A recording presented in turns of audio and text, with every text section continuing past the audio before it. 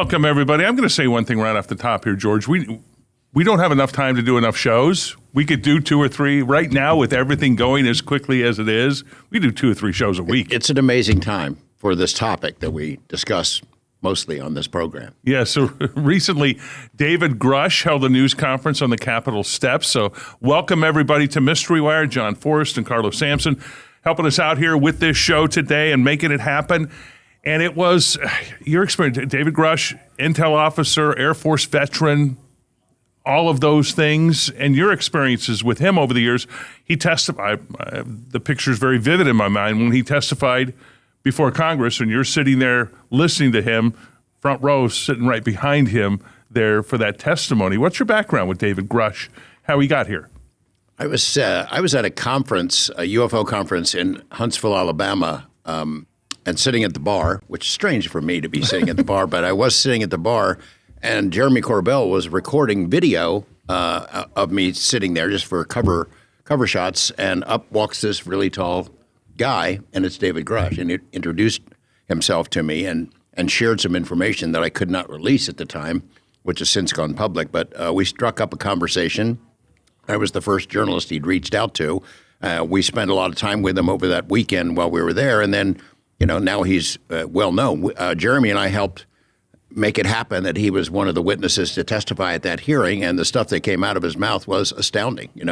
We've got crash saucers, we've got recovered bodies, we've got biologics, I think was the word he used, and he had been assigned by Jay Stratton, who ran the UAP task force at the time. Hey, you've got the clearances, go look for where this stuff is stashed. And he went through all these different intelligence agencies and found people who came forward and told him where it was stashed and what we had. And so he was, is a key whistleblower who has been subjected to a number of attacks. Like anybody who does step forward, you're going to get it. There's a lot of harassment and intimidation and threats. There have been releases of personal medical stuff. So he's paid a price for it. And it was great to see him back in action. He's been kind of quiet for a while. Well, it was interesting to see him there.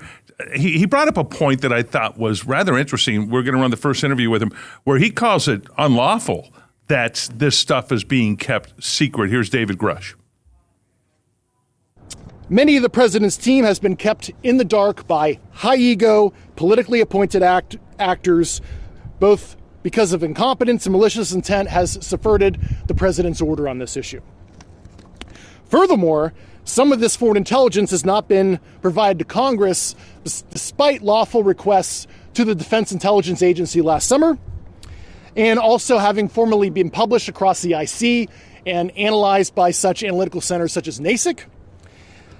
These records belong under congressional oversight, and I believe DIA should stop obstructing Chairwoman Luna's task force and provide those documents to Congress and enter it through mandatory declassification review so the American public can see some of the foreign intelligence I had access to.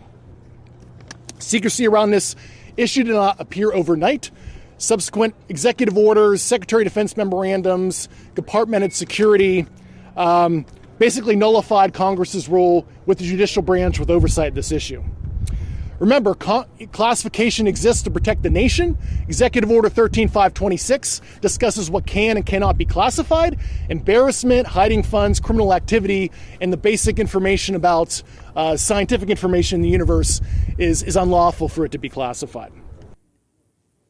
Okay, David Grush knows his stuff in the sense that he's been there, done that, seen it, seen a lot of it, and now is coming forward. He seems, would you say, a little impatient right now with how slow? A lot of people are impatient with how slow the disclosure is coming, even though it's coming at a more rapid pace than ever. Is that right? I think Dave has felt that he's been out on a limb by himself for too long, that there are other people who are deep insiders who really were high-ranking folks who could be out there with him sharing information. Now, we've had more witnesses and whistleblowers come forward, but probably not the top-level people who are responsible for the cover-up that he's talking about. He mentioned the DIA. I know exactly what documents he's talking about. It's the OSAP program. It was based here in Las Vegas, the largest UFO investigation ever funded by the U.S. government. Not one page of those documents has been made public. A lot of information has come out. There have been a couple of books about the OSAP program. I co-authored two of them with the guy who was the manager of it. Robert Bigelow is the guy who got the contract. He's spoken about it. Colin Kelleher, who is the on-site manager here in Las Vegas, has spoken about it. But the actual documents have not been released, and they should be. There's nothing in there. I'm somewhat familiar with the contents in there.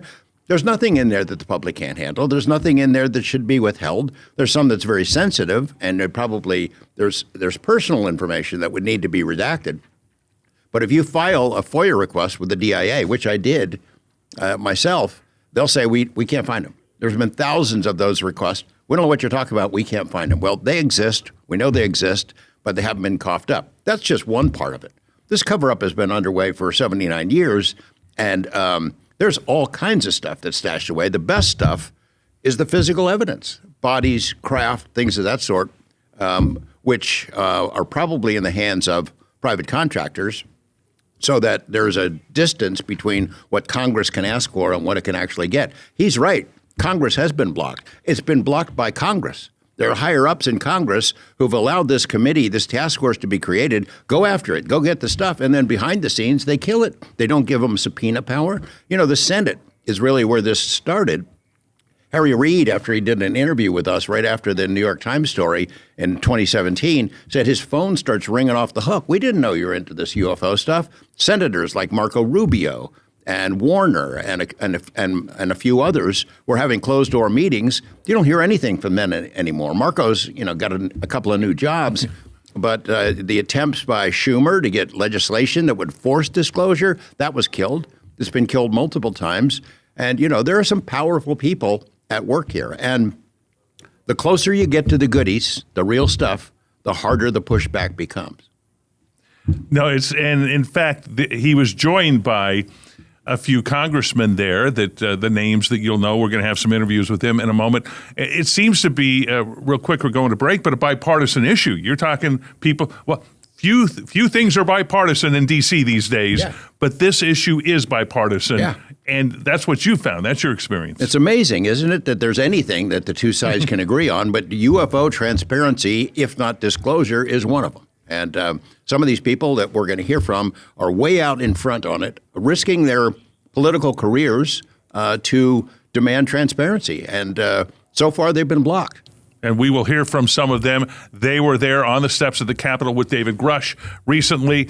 Those interviews and much more coming up next on Mystery Wire.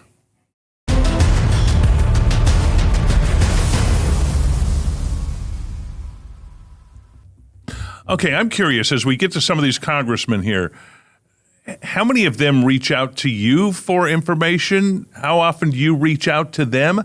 How does that work? Is it pretty much 50-50? Is it back and forth between you and them when you're having these conversations? It goes both ways. Yeah, and It's frequent. It's every week. It's been that way for a long time.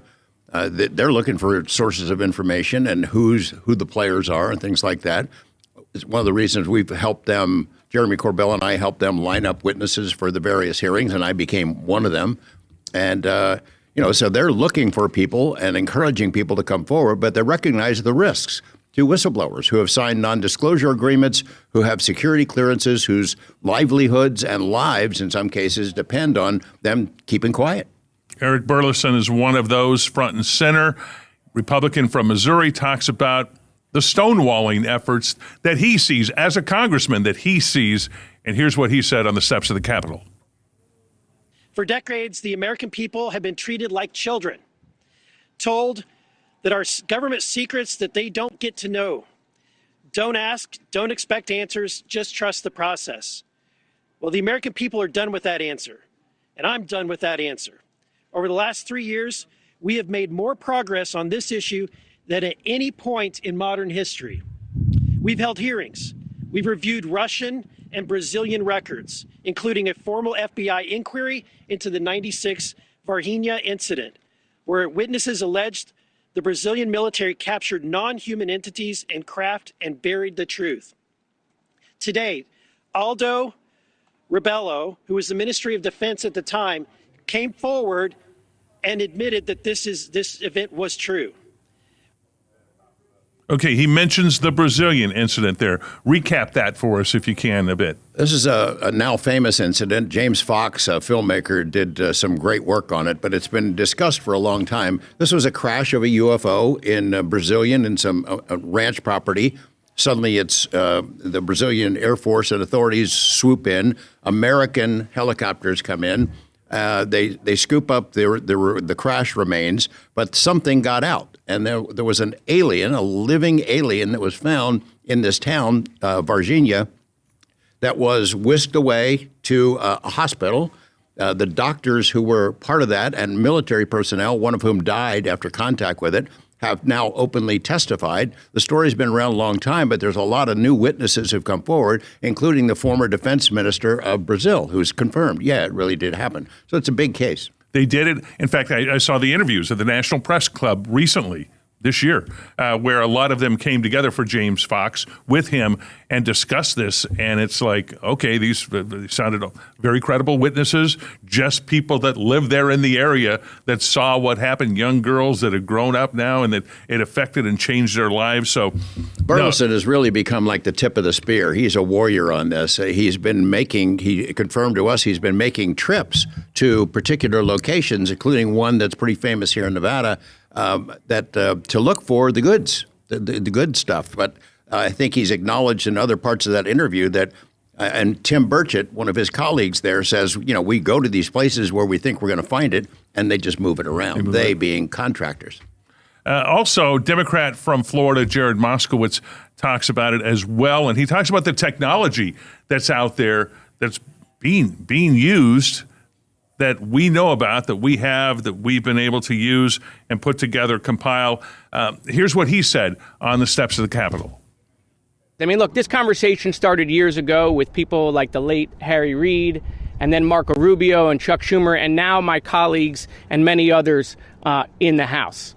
But one of the things that changed is the quality and the caliber of people who are coming forward who have served our military, decorated people with the experience, airline pilots, and the technology in our hands, and the technology that our military has. That's what's changed. And what's also changed is we started asking questions, very simple questions. And this is what got me interested in the topic. We would ask questions, and they would then push back. And we would ask more questions, and the pushback became more significant. We would try to put language in an amendment, in a bill, and they would oppose it. They would secretly go to the chairman of committees to strip that language out. And that became clear to us that they were hiding something. And so, listen, I don't know what the full truth is, but I know we're being lied to. And the American people know that also. And so, look, the time for disclosure is now. Disclosure today, disclosure tomorrow. The American people have a right to know. We know about these advanced technology programs. We know they come out of Area 51. They did when we went to kill Osama bin Laden with an advanced technology helicopter that Congress never funded.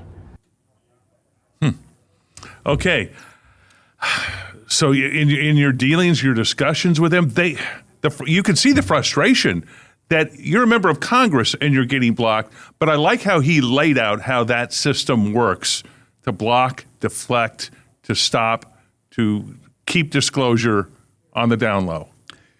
Well, as you know, Ron, I'm a doubter about disclosure. I don't think it's ever going to happen. I think there might be legitimate reasons why not everything can come out. I mean, I work toward transparency at least. I'd love to see some sort of a confirmation from the president.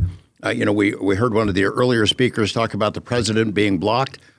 Some of that's his own fault. I mean, he issues a directive on social media and says, well, we're going to release the files, but it's not an executive order. It doesn't contain any declassification authority. A lot of this stuff, most of the really good stuff, is highly classified. And it's classified for a reason. There are unmistakable connections between the information that is about these craft that have national security implications. There is a race for that technology. And maybe there's other legitimate reasons to keep the full story from us. We have to keep trying, but if the president wanted to know, he could know. I don't know that he's got the full briefing on what goes on, but it's because he's got a lot of other stuff going on. This news conference that happened was meant for him, an audience of one, so that he would notice that members of Congress and people like Grush are demanding more transparency, get a move on, and let's get this going. And the same day, Iran shoots down one of our helicopters. And you know that the president's attention was on that and not on this. It seems to me, okay, the argument for disclosure might have been legit. And I heard Lou Elizondo talk about this recently, and it struck me. It perhaps was legitimate after World War II. 80 years ago, 70, 80 years ago, when the USA had just squashed the evil Nazis and had taken them down.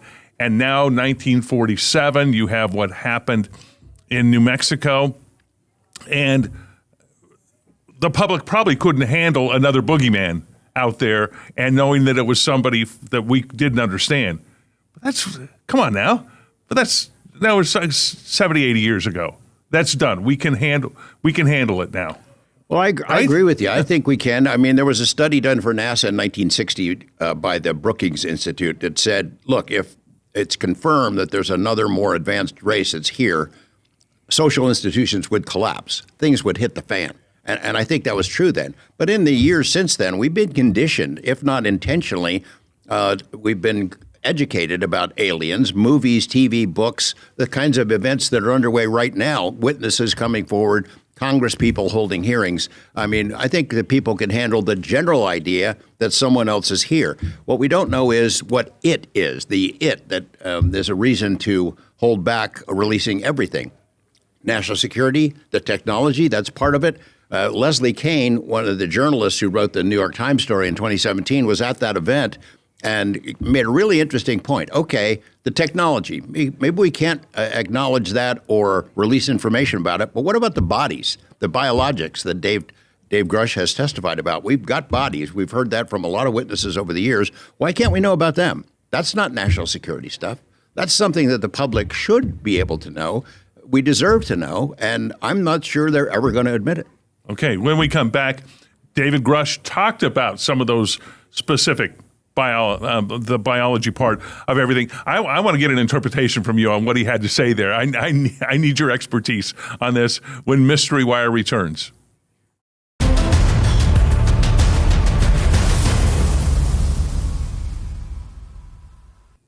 Okay, the news conference recently on the Capitol steps, David Grush then took questions and answers. They did that for a short time. They had to get to a vote, so they didn't have a whole lot of time to discuss a lot of elements there. But David Grush, George, we're going to run this real quick.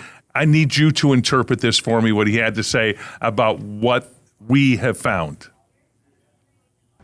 I certainly don't have the compendium. It's a continuum from corporeal, bipedal type life to, what I would consider like sentient plasmoid life. But there are several that the U.S. government is aware of. Quite a few, several dozen. So that's an ongoing list. So can't give you an exact number because I didn't even have full access to that information. I'm gonna head out. All right, help me out here. Okay, it's a continuum from corporeal bipedal type to what we would consider like sentient plasmoid life. Well, some of these things are walking on two legs. Bipedal, two legs. Can you stand up and walk? Little grays or tall mantises or tall grays or Nordics. And then the plasmoids, it's a little more controversial, but these are basically glowing globs that seem to be under intelligent control. In my home library, all these UFO books stacked up all over the place, I've got cases and descriptions and drawings of more than 100 different kinds of aliens that have been presumed to be aliens, different life forms that have been reported around the world. Now, the hard part is we don't really know what they look like because they can affect our minds, according to the witnesses. They look like an owl that suddenly becomes an alien. But I mean, what is it really more than 100 of them that have been visiting here, or are they somehow playing tricks on our minds? I don't know the answer to that. But man, there's a whole heck of a lot of different kinds of them that have been reliably reported. And then they use forensic artists to recreate them. So I don't know, we're the Universal Drive-In movie theater. They come here to go shopping. They come from all over the place. Don't know. But there's a lot of them. Okay, my question about David Grush, has he actually seen them or has he been told that they exist? He's been told they exist by people who work inside these programs. And in some cases, I think he's seen photos and has seen internal reports that describe what was found in crashes, not just Roswell or Kecksburg or things like that, or Kingman, which was pretty close. We've covered. It's pretty close here, and not all of them were dead. Some of them were alive. And there's pretty reliable reports from a good source that we've revealed in the past that we had a live one here in Nevada for a while. And they didn't know how to communicate with it. So where does David Grush take this from here? What's his next step? Like you said, that news conference was for an audience of one, for the president to start disclosing all this. Can that happen? Okay, if Donald Trump sees and knows that we have that, President Trump, would he release it? I don't know. I don't know. I mean, I suspect that if he made the decision to go ahead and release it and make a speech or a presentation that revealed the big picture, that someone would quickly come and whisper in his ear about why it's a bad idea, and would try to influence him to stop doing that. If he wants it bad enough, he could do it. And he's just rebellious enough, and I think he has a feral instinct for politics that he understands this is something the public would really like, and maybe I should go ahead and do it, and disregard the kind of constraints that have kept other presidents from A, asking about it, and B, saying anything about it, which is almost all of them. Right. Polls. Okay. He doesn't pay a whole lot of attention to polls, I don't think. Okay. But if he did look at these polls, I think the polls would say overwhelmingly, put it out there. Get it out there. Am I right? Yeah, I think so. I mean, pretty much not only the American public, but the world public wants to know about it. And, the Steven Spielberg movie that's come out, I think that grows the pool of people who would be outraged that we haven't been allowed to know what's going on. And it's not just not being allowed to know, it's the lies that replace what's really going on. What we have been told for 79 years, there's nothing to it, move along, folks, nothing to see here, it's what hooked me on the topic in the beginning, and it's what keeps me going now.